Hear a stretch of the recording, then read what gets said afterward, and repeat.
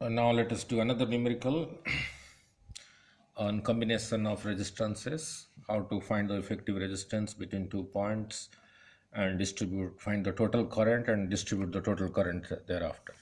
Now look, uh, uh, okay, let me put it here.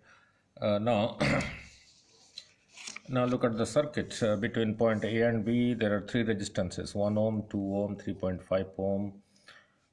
Connected between this and this, therefore these three are in parallel because current will be uh, distributed, and these three currents which gets distributed here, here and here again recombine and passes through 3 ohm, again through to 2 ohm, then again gets distributed in two parts, not equal parts, then combine at D and finally, and this is 5 ohm. This voltage I have taken as 1296 volts for simplicity of calculations. Now, we know for parallel combination, if two resistances in parallel, then the R effective is R1 R2 by R1 plus R2, and if two resistances are in series, then R effective is R1 plus R2. This is what we studied in previous lessons. Now 1, 2 and 3.5, 1, 2 and 3.5 are in parallel. So let us take the parallel combination of these two first. So the parallel of 1 ohm and 2 ohm is 1 into 2 by 1 plus 2, that is equal to 2 by 3 ohm. So means you can replace these two, this 1 ohm and this 2 ohm by a single resistance 2 by 3 ohm, and this 2 by 3 is again in parallel with 3.5. So this 2 by 3 ohm is in parallel with 3.5 ohm. So now between A and B, the final R effective is equal to the parallel combination of 2 by 3 and 3.5. So 2 by 3 into 3.5 by 2 by 3 plus 3.5, this comes out to be, I round it off to 0.56 ohm, right? Now then come to point between C and D. There are two resistances, 4 ohm and 6 ohm in parallel. So now 4 ohm and 6 ohm in parallel between point C and D. So R effective between C and D is 4 into 6 by 4 plus 6, that comes out to be 2.4. Means you can replace these two between C and D by a single resistance 2.4. So we have found the effective of these three between A and B. We have found the effective of these two between C and D. Now, this, the effective of this, and the effect of this all are in series. So total R effective. So total R effective is 5 plus 0.56 plus 3 plus 2 plus 2.4. That comes out to be 12.96 ohms.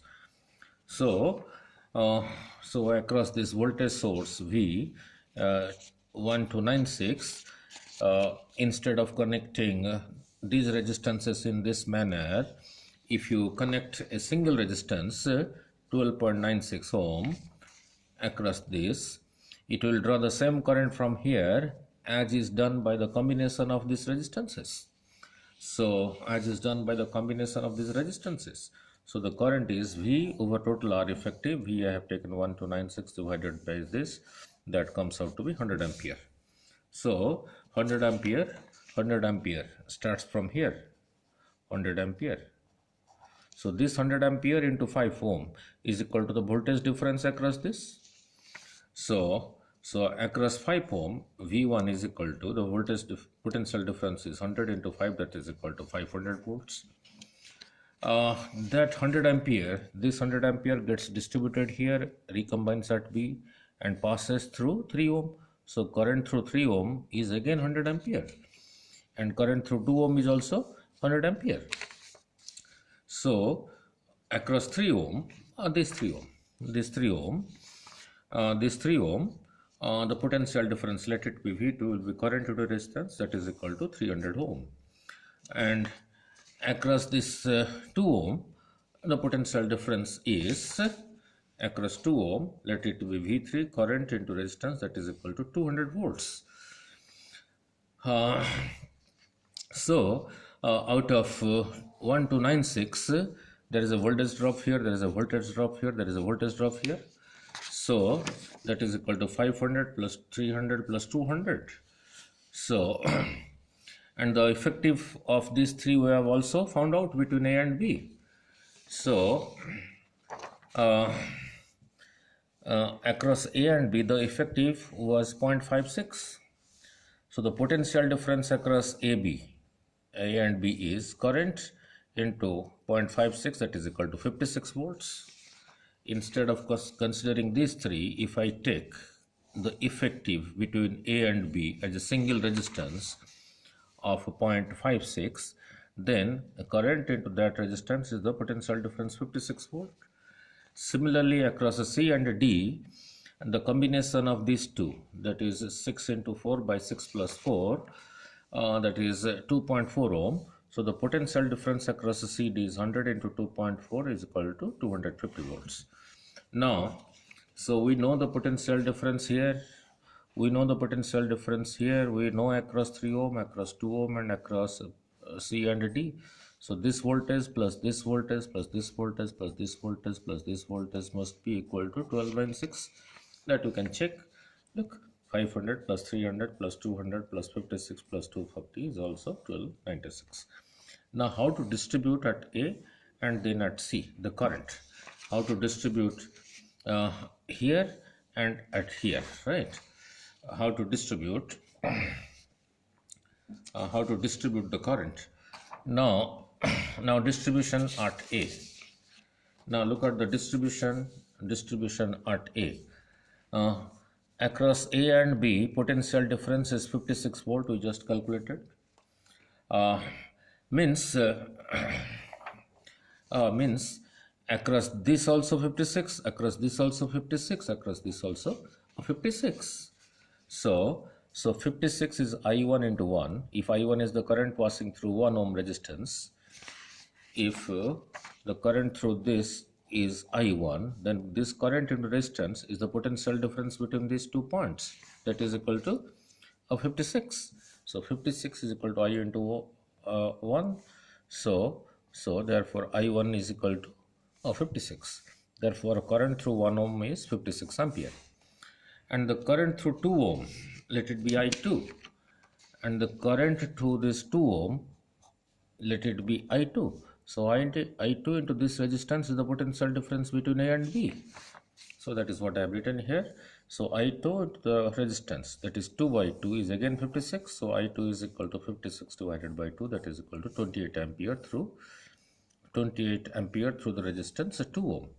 Similarly, let the current through this is equal to I3. So I3 into this resistance is the potential difference between A and B, which is 56.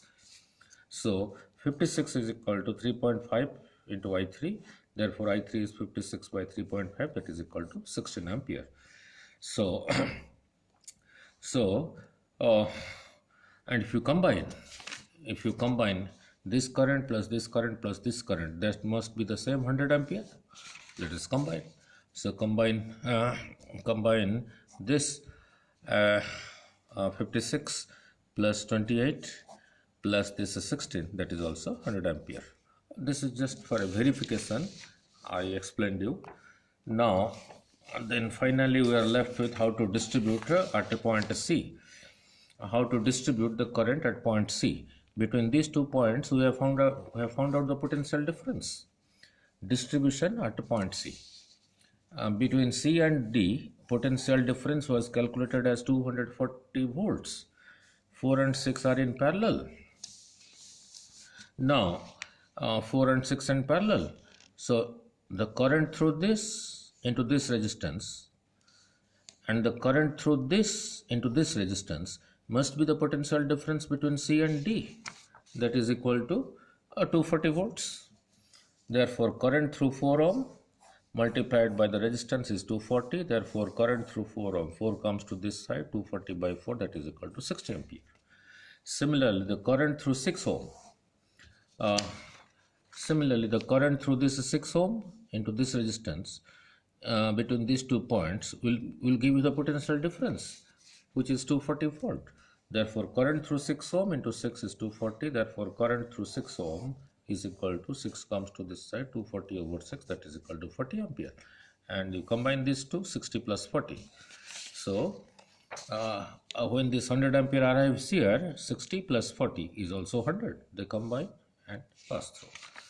So that is how you safely distribute the currents in different resistances if they are connected in series or in parallel.